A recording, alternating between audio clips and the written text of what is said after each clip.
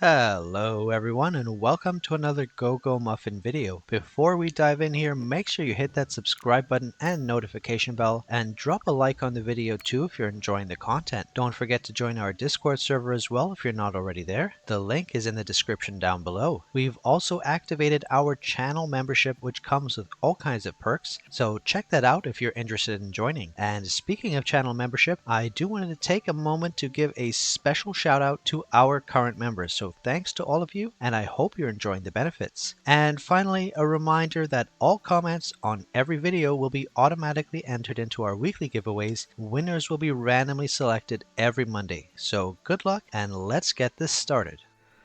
Okay, so it is finally time for us to take a look at the latest class change for the Wayfarer, the Class Change 3 Darkness Walker.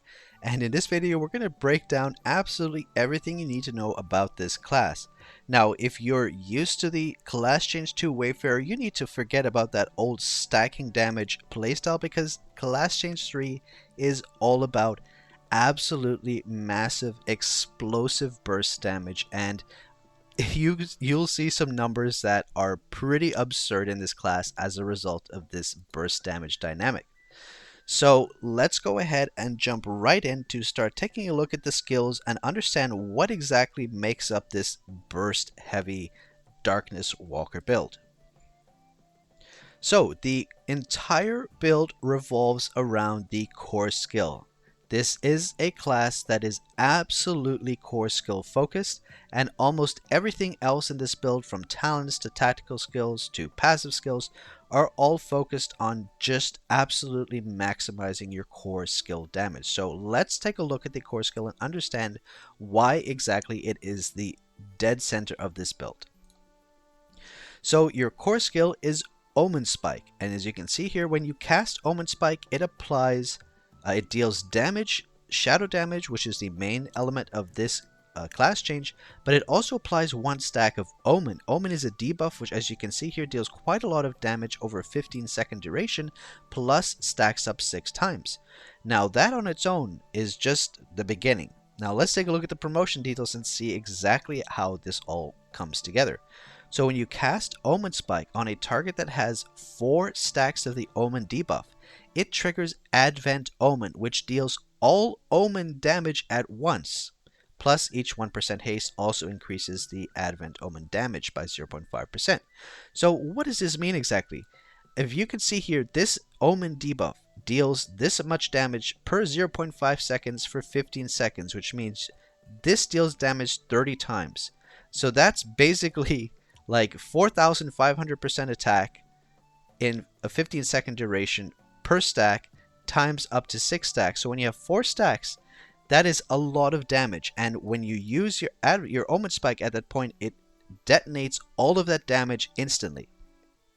So yeah, now you understand when I say burst damage, I mean serious burst damage.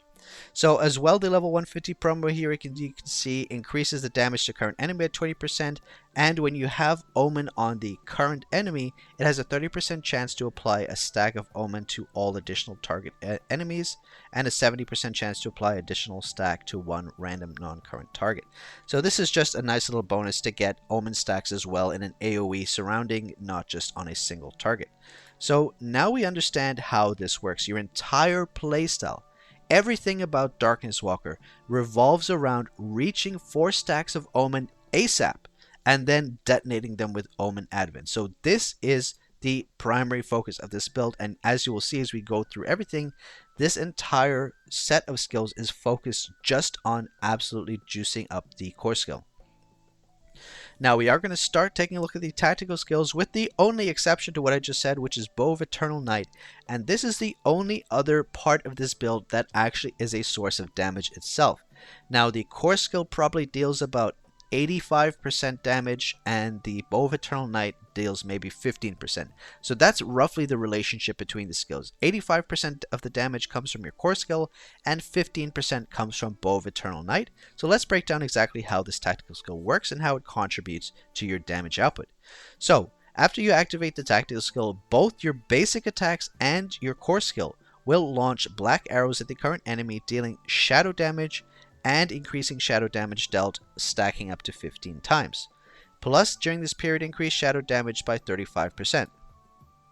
So this basically is an additional damage source here that triggers anytime you either attack with your core skill or with a basic attack, which is basically pretty often. As you can imagine, if we're trying to trigger our core skill all the time, we're going to have quite a bit of haste, quite a bit of attack speed, which is going to absolutely cause a lot of these black arrows to be fired off from the basic attacks and core skills that are going out. But like I said, this is pretty much a supplementary damage output relative to the core skill, which is by far and above the main source of damage for this build. But it's still nice, like I said, contributes roughly around 15% of your total damage output. Now moving on, we have the Focused Mind tactical skill, which upon casting immediately restore 500 energy and increase your core skill damage by 40% for 8 seconds. As you can imagine, the core skill, like I've said, is the main source of damage, so this is almost a no-brainer. It not only restores your energy right away so you can get another core skill cast quickly, it also juices up the core skill damage too. So next up we have the Swift Thinking tactical skill. Now let's read this. Upon casting, increase your haste by 20%. Already great. Restores 105 energy for every 3 hits of core skill damage dealt for 5 seconds, plus increases the core skill damage for the duration.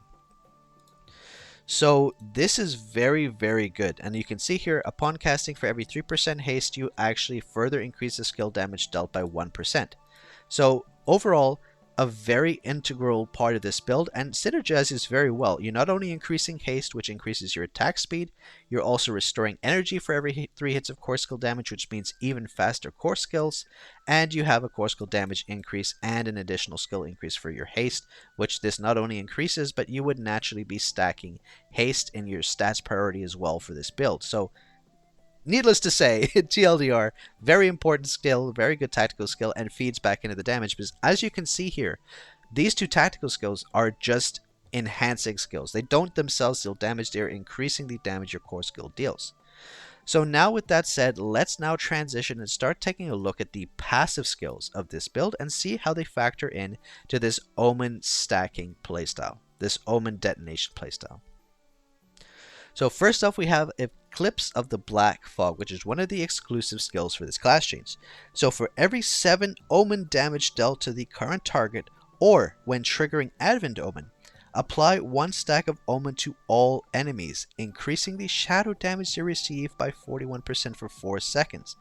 Non-current targets with 4 stacks of Omen will trigger Advent Omen immediately. So you can imagine, in an AoE situation, this second part here is huge. So, it applies 1 stack of Omen to all enemies for every 7 ticks of the Omen debuff damage, but also whenever you trigger Advent Omen. So this is basically spreading Omen. We already have a similar mechanic spreading Omen here in the level 150 promo of the core skill to non-main target enemies. And this just basically adds even more Omen targets. So in an AoE situation, you're going to be having Advent Omen triggering very, very often as you're spreading Omen stacks around, especially in a game mode like Waves of Horror, for example. This is going to be dealing absurd amounts of AoE burst damage as these Advent Omens are being triggered on each enemy getting 4 stacks of Omen. So very, very nice increase to overall damage output as well in an AoE situation, but in single target too, with this additional shadow damage increase. So actually a very, very nice skill that increases the functionality and damage output of the core skill. So moving on, we have Shadow of Darkness, which is the second exclusive passive skill for this class change, and let's take a look at how this works. For each stack of the Omen debuff applied to the current target, you grant 1 stack of Phantom, which lasts for 6 seconds. Each stack of Phantom increases the shadow damage you deal by 8.85% and increases energy recovery by 15%, stacks up to 4 times. Plus, it increases the skill damage during the duration, and that's actually really, really good. You can see here as well the 150 bonus. The shadow damage increase from Phantom boosts the effect of Advent Omen by 100%. Even more damage increase there. So if you can imagine getting 4 stacks of this, that's going to be 38% shadow damage increase and like a 60% energy recovery increase. So this is phenomenal. So whenever you have, and you know, every time Omen is applied is very often. I mean, you're applying Omen often because you're casting the core skill very often, which applies Omen. So you're pretty much going to have this stack to full almost all the time. And it's going to feed back into getting even more core skill cast from the energy recovery and even more damage from the shadow damage. It's amazing synergy.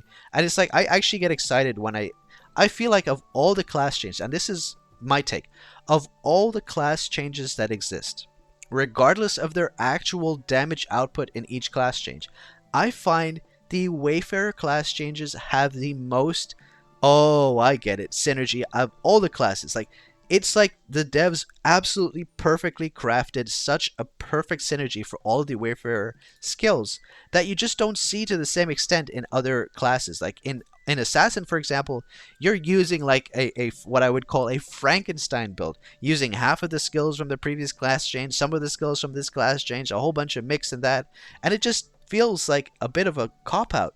But this Darkness Walker, everything just seamlessly slots into place, and it's like this boosts this, which boosts this, and this feeds into this, and it's just boom. And I love that aspect. Anyway, I got sidetracked there, but I just want to comment that the synergy of this class is insane, and I get jealous. I always get jealous. I play an assassin. I get jealous when I have to do a class change review video for the Wayfarer, because it's always like, man, I wish I was playing this right now. So anyway, next up on the passive skills, we have Quick Reload. Every 4 times of core skill damage dealt to the current enemy, reduce the energy cost of the core skill by 35 for 4 seconds, plus increases core skill damage. I don't even need to say anything. We understand why this is amazing. You deal 4 hits of core damage relatively quickly with the amount of speed you're going to be attacking with core skill in this build, and it reduces the core skill, which is going to make it attack even faster and more damage. Like, this is what I'm saying. It's just amazing to read all this, just how well it all slots back into place. So energized arrows, as well as your next passive skill. For every 5 hits of any skill damage dealt, increase your core skill damage by 9.6% for 8 seconds up to 5 stacks. So this is going to be pretty much always stacked up in combat. So you're going to have an additional almost 50% more core skill damage just from this. Very, very nice. And the final passive skill is going to be Resonance. For every 4 hits of damage by the core skill, increase skill damage by 6.8% for 4 seconds up to 5 stacks. Again, very similar to the previous skill. It's simply a very nice damage increase that's going to be almost entirely kept at maximum stacks due to the frequency of attacks in battle. So there you have it. That is the complete loadout for the Darkness Walker optimal damage output. And you can see pretty much, with the exception of this Bow of Eternal Night, every single tactical and passive skill exists to supercharge Omen Spike. And with all of that said, let's now transition and take a look at the optimal talents for this build. So, oops, wrong button here. So let's look at talents. So the optimal damage is going to be, for the main talent path, all right side. This is your big burst damage path, full right side here. Now, if you don't have enough crit, you can, in theory, go full left side until you get more stats. But I'll be honest, the full right side is so much better that I just want to talk about this now, rather than say, well, if you're lacking crit, start on the left, because I think it's worth just going full right side from the beginning, even if you can benefit from slightly more damage in the early part of the class change from going left side. You can do it. Try going full left side as well, but I'm going to just talk about full right side here as it pertains to the main build. So Pioneer Shadows, within 15 seconds after entering battle, increase nature energy, natural energy recovery by 50%. Interesting, nature, and that's a typo. I was like, that took me by surprise. I was like, wait a second.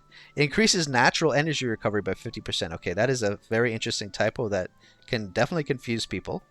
Absence of light, after 30 seconds into the battle, increase Omen and Adamant Omen damage to the current target by 10%. Brilliant, very nice. Incarnation of Malice, every time Omen Spike is cast, gain a stack of 3 Omen, increasing shadow damage by 4% up to 3 stacks and lasting 10 seconds. So basically 12% more shadow damage. Now let's look at full right side and understand why this is best. So first off, overflowing malice. For every stack of 3 Omen allows Omen and Advent Omen to ignore 3% defense and increases determination damage by 3%. Anything that ignores defense is very, very powerful, so that's a great damage boost. Next, we have Ominous Sign. For each Omen, damage over time to the current target has a 25% chance to gain the stack of this 3 Omen, and it can stack 2 more times. Very, very nice. This Incarnation of Malice here, which gives the 3 Omen, increases the shadow damage, so that's even more shadow damage. And finally, we have Persistent Omen. So every dark arrow fired triggered by Omen Spike during the Bow of Eternal Night, which is the one tactical skill that we have that deals damage, has a 40% chance to apply 1 stack of Omen. Holy moly. This is amazing. This synergy is amazing to read. So now you have this talent, which now gives even more Omen stacks from your tactical skill. So now you're going to get even faster Advent Omens, even more damage output, even more burst. Phenomenal. So that's why we go full right side. It is absolutely the optimal damage path. But like I said, you can as well try full left in the early progression of Class Change 3 if you're lacking enough crit to benefit from full right side. Now, with regards to the other 2 talent discs, you actually have a few choices. Now, I will say, I forgot to mention, I say when not enough crit. So for the talent choices, the crit threshold is going to be if you're less than 50% crit, go full left side. If you have more than 50%, go full right side. And that's why I was not super focusing on this, because I think most people when they reach Class Change 3 are going to easily achieve over 50% crit. But in the off chance that you're maybe a new player or something, then if you're under 50% crit, go on the full left side here, because it is also going to increase your crit rate by 20%, which is going to help you with that deficit in your crit rate. But otherwise, go full right side if you're over 50% crit rate. Sorry, I should have specified that at the beginning.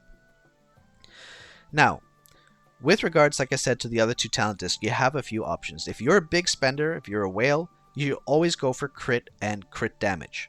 The reason is because crit damage scales much better with crits in high investment builds. If you're a free to play or a low spender, you could go for the cooldown reduction talent plus the determination one. The cooldown reduction is very nice, plus determination as well is very useful and gives better results than just crit and determination. And that's been tested and confirmed. But ideally, it's pretty much going to be crit and crit damage if you're a big spender, or cooldown reduction and determination if you're free to play or a low spender. So that's the talent options you're going to have for the Darkness Walker. So once again, just to sort of summarize what we've discussed so far, this is a heavily RNG reliant class. As it is so burst focused, you're going to see a very wide variety in your damage output based on the crits that you get. The damage output is very, very high compared to the other class changes as of right now. However, this is not the strongest class change for this. This is not the strongest class in this class change. There are other classes that do deal more damage, but the burst that Darkness Walker can put out is absolutely amazing. Now, let's quickly transition over to stats and talk about how you should prioritize your stat loadout. So to optimize damage, you should really be aiming for, first off, obviously the accuracy you need to reach the actual accuracy of 100% versus your primary targets, your primary bosses that you're fighting, mostly the dragon. So make sure your actual accuracy versus the dragon is 100%. And then after that, you're going to want to ideally aim for around 70% crit and determination. Either way, if you can't quite reach 70%, as long as you're keeping those 2 stats balanced as always, that's a good way to approach it. So if it's 60, 60, 65, 65, 70, 70, that's all perfectly fine. Now, the next priority after crit determination is haste. Now, we've already seen in the core skill that we get additional damage benefits from haste, but as well as you can imagine, the more haste you have, the more attack speed you have, the faster you get more core skills, etc. So very, very important to get as much haste as you can. Ideally, you want to get like 60% plus haste and even more in the late game. Very important to pursue this. Following up, you're going to want to get mastery around 45 to 50%. It is secondary to haste in priority, but it is also important. So prioritize your haste first, followed by your mastery. And of course, crit damage is very important, as we've said, but there's so many limited, there's only a few places you can get crit damage. So you're pretty much going to put your 3 offensive Melon moves with crit damage in them and chase some additional crit damage in your talent discs. Like I said, if you're a big spender, otherwise you would just stick to crit rate and determination or cooldown reduction and determination. So TLDR, get 70% crit and determination, pump haste as high as you can, and then boost mastery. That's your priority order. Now, when it comes to Melomon, it should be pretty straightforward. As you can imagine, Demon Hound is the best, as it always is for all damage dealing classes. And you're going to want to put 3 crit damages in the attack slots and whatever else move-wise you need to fill out these stats in your build. The best pets are going to be Your Turn, Echo, and Bladehound for Sharpness of Claw in most situations. However, for example, in Dragon, you're going to run Your Turn, Echo, and Invisible Friends, the Raven. And in Horror, you probably use Echo, Invisible Friends, and Sharpness as well, because stacking doesn't work in that situation. Plus, Your Turn isn't great for Waves of Horror. Now, the best mount for this class is going to be, Husky. Husky is the best DPS mount from Gen 2, so that's definitely going to be your go-to. And yeah, that's basically the Darkness Walker in a nutshell. It is a very high burst damage dealing class that's fully centered around the Omen Spike core skill mechanic, and everything that you do is based on that essential mechanic and boosting the damage it deals up and up and up. So there you have it. Thank you so much for watching, everyone. I hope that you found this video informative and enjoyed it. So take care, enjoy the Darkness Walker, enjoy the incredible burst damage you're dealing, and I'll see you in the next video. Bye now.